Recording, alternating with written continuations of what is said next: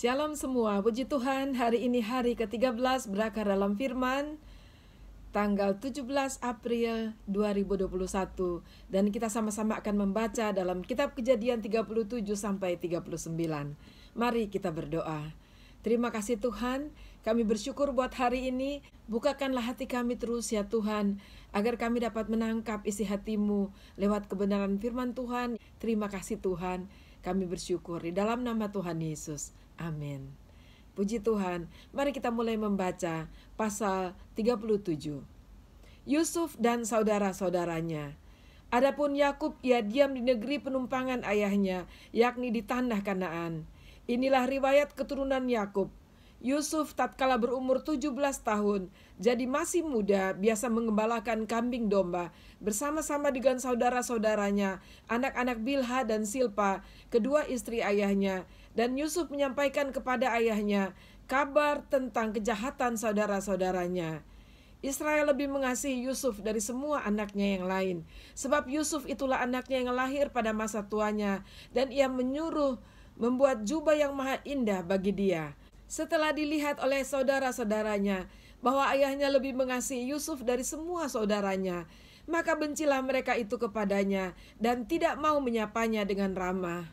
Pada suatu kali bermimpilah Yusuf, lalu mimpinya itu diceritakannya kepada saudara-saudaranya. Sebab itulah mereka lebih benci lagi kepadanya.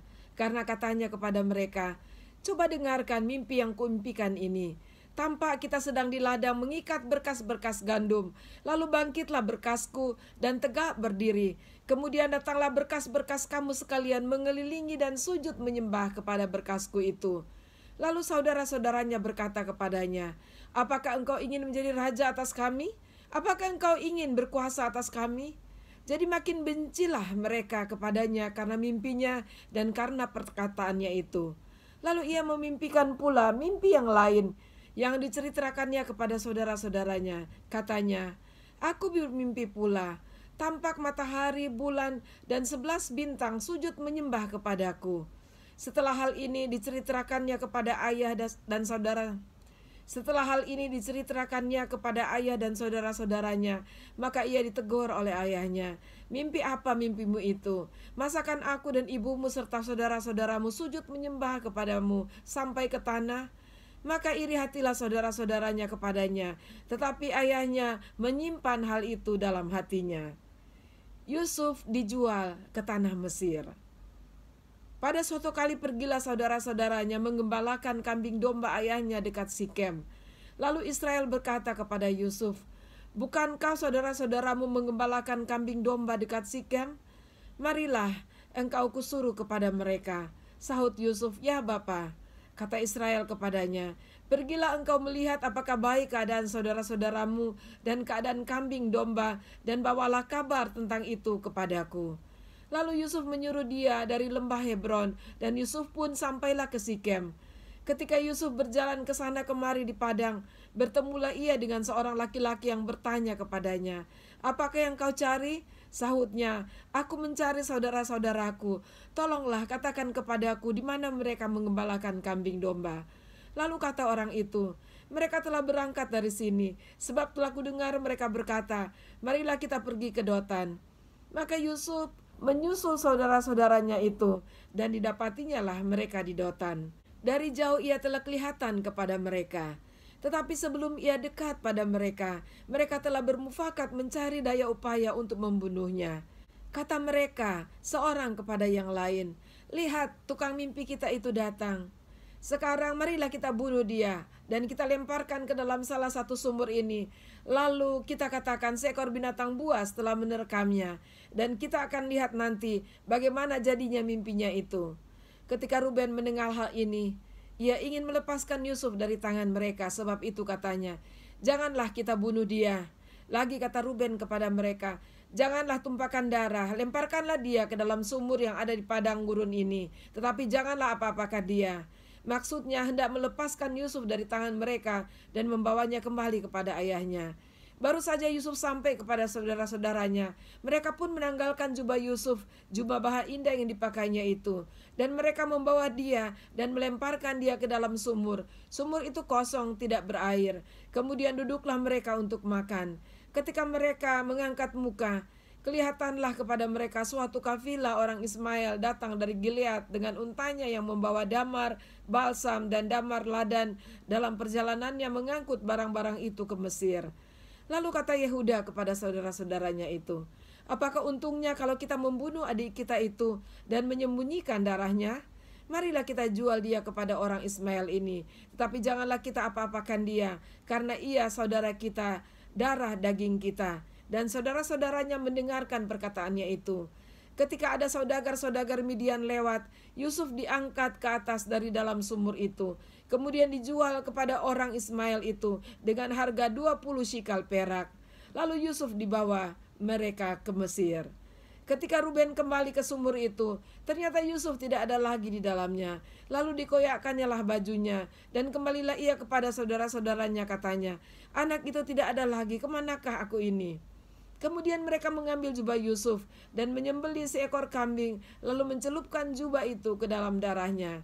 Jubah maha indah itu mereka suruh antarkan kepada ayah mereka dengan pesan, ini kami dapati, silakan Bapa periksa apakah jubah ini milik Bapa atau tidak.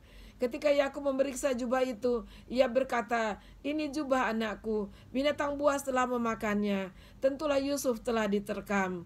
Dan Yakub mengoyakkan jubahnya, lalu mengenakan kain kabung pada pinggangnya, dan berkabunglah ia berhari-hari lamanya karena anaknya itu. Sekalian anaknya laki-laki dan perempuan berusaha menghiburkan dia, tetapi ia menolak dihiburkan serta katanya, tidak, aku akan berkabung sampai aku turun mendapatkan anakku ke dalam dunia orang mati. Demikianlah Yusuf ditangisi oleh ayahnya. Adapun Yusuf, ia dijual oleh orang Midian itu ke Mesir kepada Potifar, seorang pegawai istana Firaun, kepala pengawal raja. Pasal 38. Yehuda dan Tamar. Pada waktu itu Yehuda meninggalkan saudara-saudaranya dan menumpang pada seorang adulam yang namanya Hira. Di situ Yehuda melihat anak perempuan seorang Kanaan, nama orang itu ialah Syua. Lalu Yehuda kawin dengan perempuan itu dan menghampirinya. Perempuan itu mengandung, lalu melahirkan seorang anak laki-laki dan menamai anak itu Er. Sesudah itu perempuan itu mengandung lagi, lalu melahirkan seorang anak laki-laki dan menamai anak itu Onan. Kemudian perempuan itu melahirkan seorang anak laki-laki sekali lagi dan menamai anak itu Shelah. Yehuda sedang berada di Kasib ketika anak itu dilahirkan. Sesudah itu Yehuda mengambil bagi Er anak sulungnya, seorang istri yang bernama Tamar. Tetapi Er anak sulung Yehuda itu adalah jahat di mata Tuhan, maka Tuhan membunuh dia. Lalu berkatalah Yehuda kepada Onan, hampirilah istri kakakmu itu, kawinlah dengan dia sebagai ganti kakakmu dan bangkitkanlah keturunan bagi kakakmu. Tetapi Onan tahu bahwa bukan ia yang empunya keturunannya nanti. Sebab itu setiap kali ia menghampiri istri kakaknya itu, ia membiarkan maninya terbuang, supaya ia jangan memberi keturunan kepada kakaknya. Tetapi yang dilakukannya itu adalah jahat di mata Tuhan. Maka Tuhan membunuh dia juga. Lalu berkatalah Yehuda kepada Tamar menantunya itu, tinggallah sebagai janda di rumah ayahmu sampai anakku Shelah itu besar. Sebab pikirnya, jangan-jangan ia mati seperti kedua kakaknya itu. Maka pergilah Tamar dan tinggal di rumah ayahnya. Setelah beberapa lama matilah Syua, istri Yehuda. Habis berkabung pergilah Yehuda ke Timna kepada orang-orang yang menggunting bulu domba-dombanya bersama dengan Hira sahabatnya orang Adulam itu. Ketika dikabarkan kepada Tamar, bapa mertuamu sedang di jalan ke Timna untuk menggunting bulu domba-dombanya, maka ditanggalkannya lah pakaian kejandaannya.